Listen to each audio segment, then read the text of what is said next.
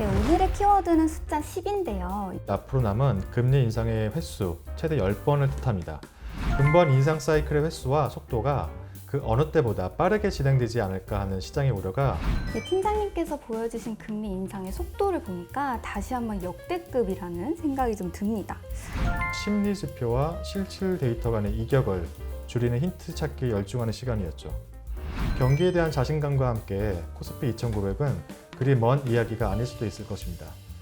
오늘은 지수 2900의 선결 조건의 마지막 퍼즐까지 함께 잘 맞춰보도록 하시죠. 네, 안녕하세요. 스텝스 구독자 여러분. 펀드 매니저 털기의 쭈디입니다. 네, 안녕하세요. 하나하산운영 펀드 매니저 유비 팀장입니다.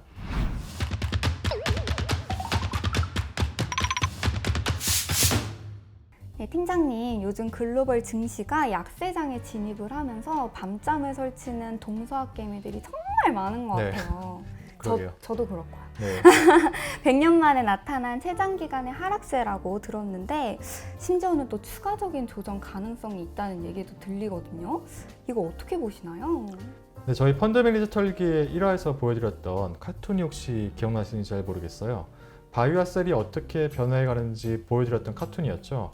최근 국내 주식시장의 낙폭을 키운 원인으로 수급적으로 반대 매매 관련된 뉴스들도 많이 보여지고 있는데요. 지금이 어느 시점에 우리가 있는지 생각해보게 되는 시점입니다. 특히 지난 6화에서 환율의 경우 방향성보다는 그 변곡점에 주목하자는 말씀을 드렸었는데요. 극심한 위험자산 회피의 영향으로 장중 1,300원을 돌파한 현 시점이 그 변곡점이 아니었을까 하는 작은 바람이 있습니다. 오늘은 지수 2,900의 선결 조건의 마지막 퍼즐까지 함께 잘 맞춰보도록 하시죠.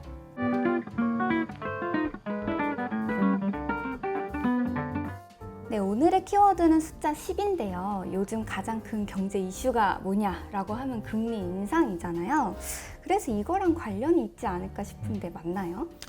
네, 오늘의 키워드 숫자 10은 2023년까지 앞으로 남은 금리 인상의 횟수 최대 10번을 뜻합니다. 물론 물가 안정이 연준을 포함한 중앙은행의 주요한 책무이기에 당연히 횟수보다도 그 인상폭을 포함한 속도가 중요한 사실이겠지만 장기적인 관점에서 숫자는 알아둘 필요가 있습니다.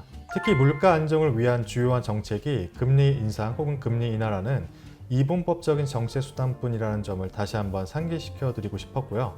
이는 중앙은행이 기름을 생산할 수 없기에 필요로 하는 총수요를 얼마나 덜 파괴적으로 그리고 성공적으로 선제적으로 억제하느냐가 그 성패를 좌우한다고 할 수 있습니다.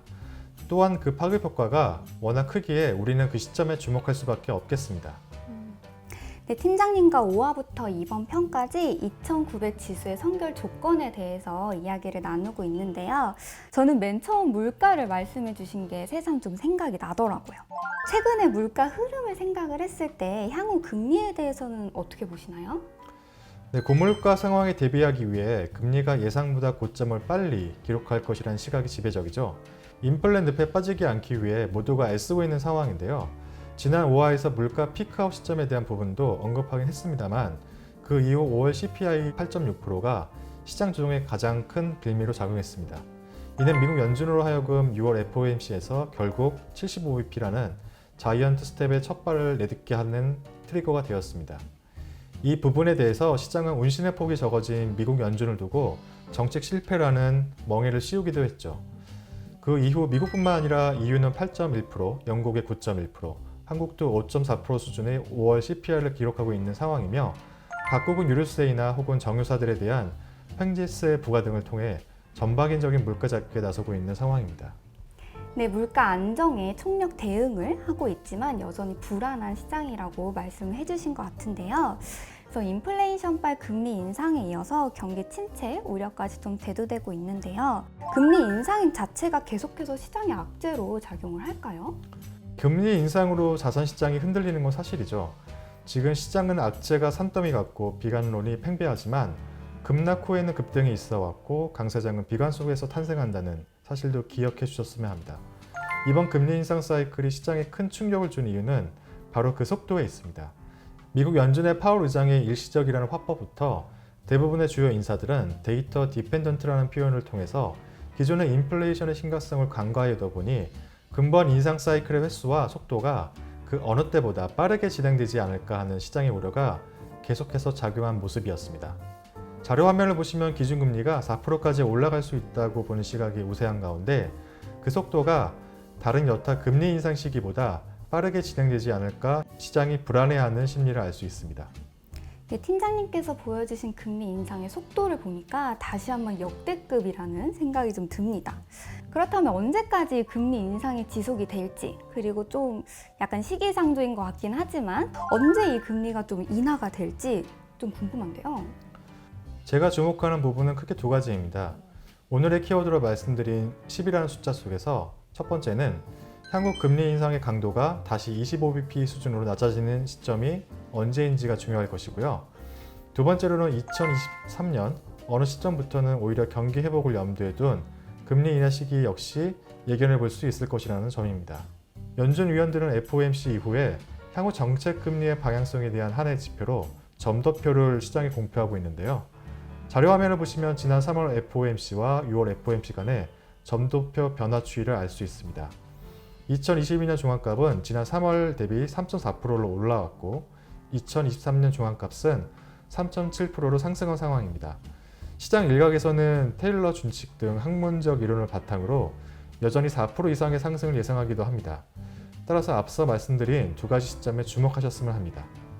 네, 금리 인상의 강도가 낮아지는 시점이 언제일지는 모르겠지만 빨리 그날이 좀 왔으면 좋겠습니다. 그런데 경기 회복을 염두에 둔 금리 인하 시기라고 하면 사실 현 시점에서 금리 인하는 좀 먼 나라 얘기처럼 들리거든요. 결국 물가를 잡기 위해선 고물가 속 저성장이 장기화되는 스태그플레이션, 나아가 불경기를 저지하려면 극약 처방이 필요할 것으로 보입니다.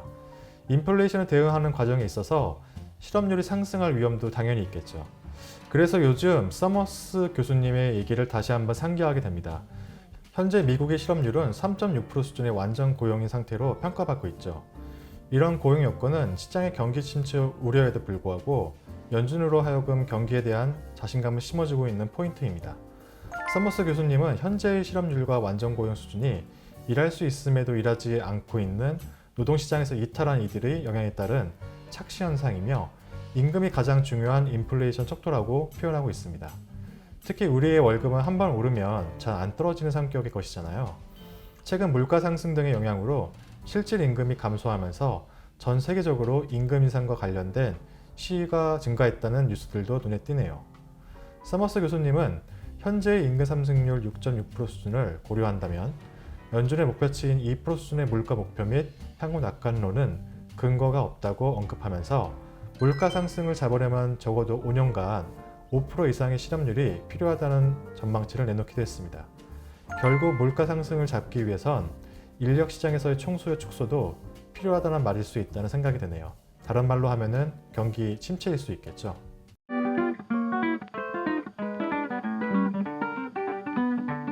네, 물가 상승을 잡는 과정에서 실업률의 변화도 눈여겨봐야겠습니다. 네, 팀장님, 금리가 인상을 하게 되면 자산 가격의 할인율이 높아지면서 덩달아서 시장 변동성도 높아지게 되잖아요. 그래서 상승 가도를 달렸던 성장주들이 금리 인상 시기에 좀 접어들면 조정세가 좀 심화되는 모습을 보이기도 하는 것 같은데요. 이런 상황에서 또 팀장님은 펀드 매니저시니까 최근 한 달 동안 어떻게 대응하셨는지 제가 좀 궁금하거든요. 주가는 대표적인 선행지표라 할 수 있게 반등의 선결 조건이 무엇인지 꾸준히 공부하며 준비하고 있었습니다. 포트폴리오 내 보유 중인 현금을 바탕으로 어느 쪽으로 옮겨갈지에 대한 고민을 많이 했었던 시간이었는데요. 그렇게 현 시점에서 심리 지표와 실질 데이터 간의 이격을 줄이는 힌트 찾기에 열중하는 시간이었죠. 자료 화면을 보시면 미국의 GDP 컨센서스는 이미 추세적으로 낮아져 있는 모습입니다. 또한 그 다음 자료 화면을 보시면 심리 지표와 신율 지표 간의 이격이 크게 벌어진 상황을 아실 수 있는데요. 적어도 현재의 주가를 포함해 바닥을 다지고 있는 심리 지표들을 실제 경제 데이터로 확인하는 구간은 대략 9월에서 10월 정도 수준이 되지 않을까 싶습니다. 하지만 해당 시기부터는 오히려 우리의 시각은 점진적으로 2023년을 향하고 있지 않을까 싶기도 합니다. 네, 펀드 매니저 털기에서도 반등의 선결 조건에 대해서 꾸준히 이야기도 하고 또 여러 번 강조가 되기도 했는데요. 그래서 코스피 2,900이 좀 멀어진 꿈의 숫자가 아닌가 하는 마음에 들어서 좀 착잡합니다. 또 금리 인상 여파로 한국 증시가 연중 최저치를 기록하고 있는데 이대로 괜찮을까요? 일단 물가에 대한 부분이 가장 중요할 것 같다는 생각이 들고 있고요. 현재 인플레이션이 경기가 좋아지면서 이상적으로 발생하는 착한 인플레이션이 아니기에 시장은 잡히지 않는 리스크 요인을 판단하고 있습니다. 경기 둔화 우려로 국제 유가나 농산물 가격 등이 최근에 조정 국면에 들어가고 있고, 이는 총수요를 비롯한 경기 둔화 우려를 십시일반 반영하고 있는 모습입니다. 환율은 외국인 수급 관점에서 환차 손이 발생하지 않을 것이라는 신증적 확신이 들어야 한국에 대한 접근 가능성이 높아질 텐데요. 그러한 레벨이 1250원 이상에서 가능할 거라고 저는 생각합니다. 물론 최근에 원자재 가격 급등으로 원화 강세를 펀더멘털상 기대하기는 쉽지 않습니다.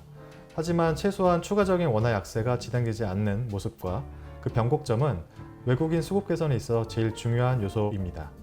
마지막으로 오늘 논의하고 있는 금리는 경기 침체 우려가 심화될 경우 오히려 연준 내부에서 속도 조절론의 대두가 가능할 것이고요. 당초 50bp 이상이 아닌 25bp로 낮아지는 구간이 빨라질 수 있을 것입니다.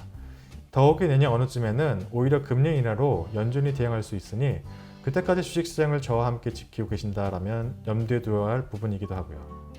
네, 물가, 환율, 그리고 금리 이 3중고로 되게 불확실한 좀 시장이긴 하지만 꾸준히 보고 대응을 해야겠다는 생각이 좀 듭니다. 이런 상황이어서인지 약간 저점 매수 타이밍을 잡으려는 그 셈법으로 모두가 좀 복잡한 시기인 것 같아요. 이런 시점에서 저는 지난 1화에서 배웠던 현금도 종목이다라는 팀장님의 말씀이 생각이 나더라고요. 후회를 도모하기 위해서는 현금 보유 비중을 10%에서 30% 정도 유지를 하라고 하셨잖아요. 딱 지금을 위한 얘기가 아니었나 싶은데요. 맞습니다. 주디가 정말 잘 기억하고 계셨네요. 앞에 언급했던 심리 지표들의 영향에 따른 실제 추정치들의 하향세가 7월부터 시작되는 2분기 실적 발표 이후 본격화될 걸로 예상되고 있습니다.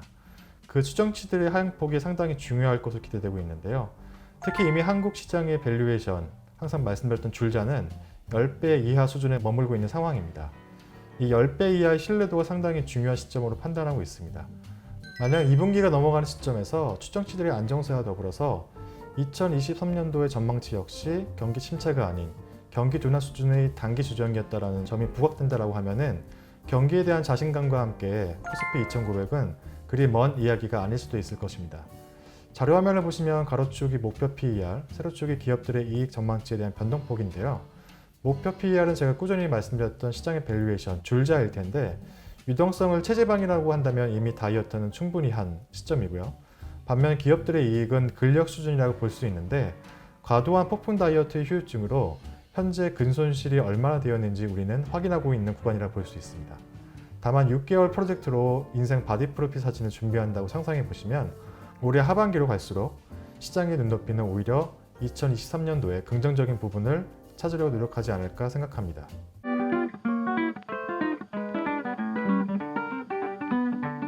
네, 오늘의 키워드 숫자 10을 통해서 금리 인상과 그 횟수가 경제에 미치는 영향에 대해서 자세히 알아봤습니다.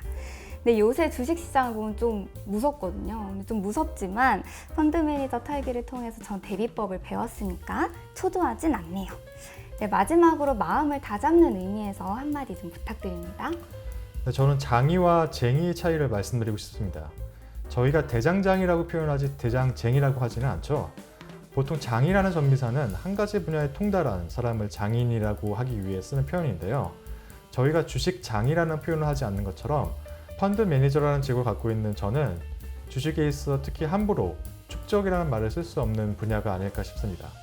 다만 주식쟁이라고 할 때 세상의 미래, 긍정적인 부분을 남보다 먼저 보려고 애쓴다는 점이 가장 큰 장점이지 않을까 싶습니다. 주식쟁이 관점에서 스텝스 구독자분들께서도 평생 하실 투자 라이프를 즐겨보시는 건 어떨까요? 네, 팀장님의 조언을 꼭 기억하시고 어려운 시장일수록 더 공부하셔서 안정적인 포트폴리오 꾸려나가시길 바랍니다. 네, 7화를 마지막으로 잠시 쉬어가게 돼서 더 열심히 털어봤는데 도움이 되셨을지 잘 모르겠습니다. 그동안 함께 해주셔서 감사드리고 업그레이드된 투자 이야기로 돌아오도록 할게요. 네, 유비 팀장님과 저 주디는 다시 돌아오겠습니다. 감사합니다. 감사합니다.